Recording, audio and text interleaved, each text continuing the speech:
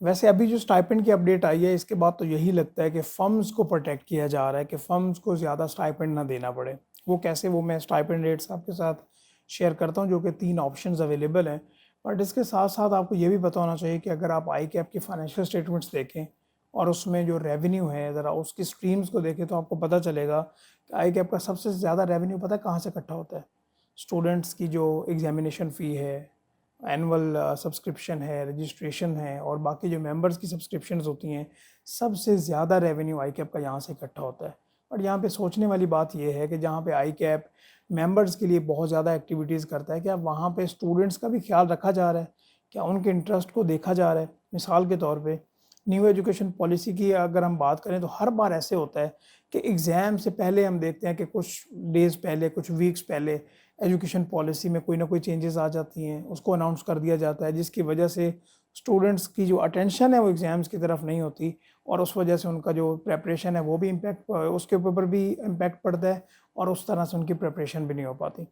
चलें अभी हम ये बात कर लेते हैं जनाब स्टाइपेंड रेट्स पे। स्टाइपेंड रेट्स इस अपडेट से पहले की अगर हम बात करें तो क्या होते थे।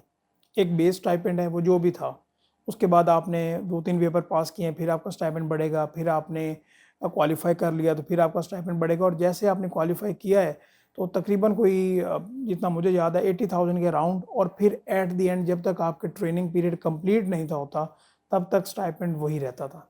लेकिन अभी क्या चेंजेस किए हैं हम उसको डिस्कस कर लेते हैं। और ये स्टूडेंट्स के साथ ज़्यादती है। वो कैसे भला? एक आपने स्टाइपेंड कम किया है, बढ़ाया नहीं है, कम किया है।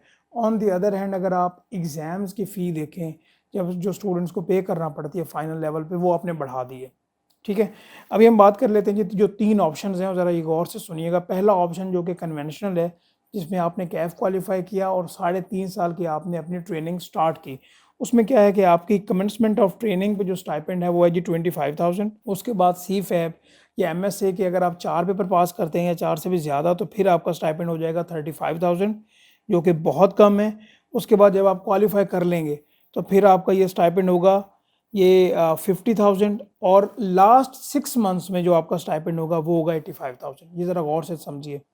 पुराने टाइम में क्या होता था कि जब आपने क्वालिफाई किया, चाहे आपका 1.5 साल का पीरियड भी रहता है ना, तो फिर आपको full stipend at the end तक मिलता था। लेकिन अभी इन्होंने क्या किया कि जो 85,000 है वो आपको आखिरी 6 महीने में मिलेगा। ये ज़्यादती है, ऐसा नहीं होना चाहिए। जिस तरह पहले स्कीम थी मेरे हिसाब से वो ठीक थी, कोई उसमें मसला नहीं था। अभी ये हुआ क्यों है, पहले ये भी सोचने वाली बात है। ये हुआ सिर्फ और सिर्फ इसलिए है कि अगर हम पिछली कोई 4-5 अटैम्प्ट से देखें तो क्वालिफाइड्स का नंबर हर अटैम्प्ट में बढ़ रहा है। अगर नंबर बढ़ रहा है तो ऑब्वियस सी बात यह है कि ये कॉस्ट जो है वो फर्म्स को बढ़ेगी, क्योंकि उन्होंने काम करवाना है, स्टाइपेंड देना है। लेकिन आप ये नहीं देख रहे कि फर्म्स के पास कितने बड़े क्लाइंट्स आ रहे हैं, वहाँ से रेवेन्यू कितना आ रहा है, स्टूडेंट्स कितने जो एफर्ट किया है क्वालिफाई करके, वो फर्म के लिए भी तो बेनिफिशियल है ना। ये नहीं देखा, उल्टा जो स्टाइपेंड है उसको कम कर दिया गया। ये बहुत ज़्यादा है।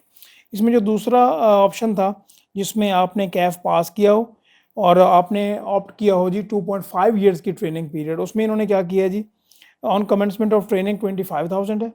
जैसे ही आपका 1 साल कंप्लीट होगा उसके बाद ये है जी 32,000, और फिर जो है आफ्टर 2 ईयर्स ऑफ ट्रेनिंग ये होगा 40,000 मैक्सिमम। ये कैफ क्वालिफाइड की बात है।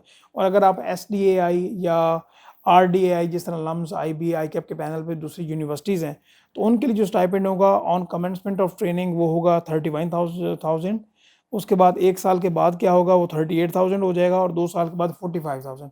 लाइक मैक्सिमम जो कैप रख दी गई है वो CA कैफ के लिए वो 40,000 है, और अगर आप किसी यूनिवर्सिटी के बैकग्राउंड से आ रहे हैं तो फिर वो होगी 45,000। अब जो तीसरा ऑप्शन है वो भी आप सुन लें जनाब, जिसमें ट्रेनिंग जो है वो आप कैफ के 2 साल बाद स्टार्ट करते हैं, जिसमें आपके CFAB के मिनिमम जो हैं वो 4 पेपर पास होने चाहिए।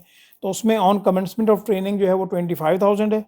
ठीक है, आफ्टर 18 मंथ्स ऑफ ट्रेनिंग और passing of 4 papers of CFAB वो 35,000 बनती है। जब आप क्वालिफाई कर लेंगे 50,000 है, और फिर आखिरी 6 महीने में, ट्रेनिंग के आखिरी 6 महीने में 85,000 है। यहाँ पे मैं क्वेश्चन करना ये चाहता हूँ, मुझे आप ये बताएं, जिस तरह मैंने पहले बताया, एक तो आपने एग्जाम्स फी बढ़ा दी हर पेपर की, ऊपर से आपने स्टाइपेंड कम कर दिया। स्टूडेंट्स का इसमें फ़ायदा कहाँ से होगा?